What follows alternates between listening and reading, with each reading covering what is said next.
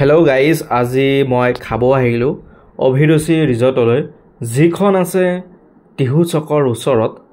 এইখন ৰিজৰ্ট হয় য'ত আপোনালোকে সুন্দৰভাৱে খাদ্য খাব পাৰিব। ইয়াতে পাই যাব 120 টকাত এছামিজ ভেজ থালি, দালি ভাত, পাপৰ, চব্জি, ভাজি, পায়স ইত্যাদি পাই যাব।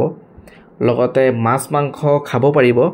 মই অতি সুন্দৰভাৱে খাদ্যখিনি খাই দিলোঁ, বহুত বেছি ভাল লাগিল। Thank U.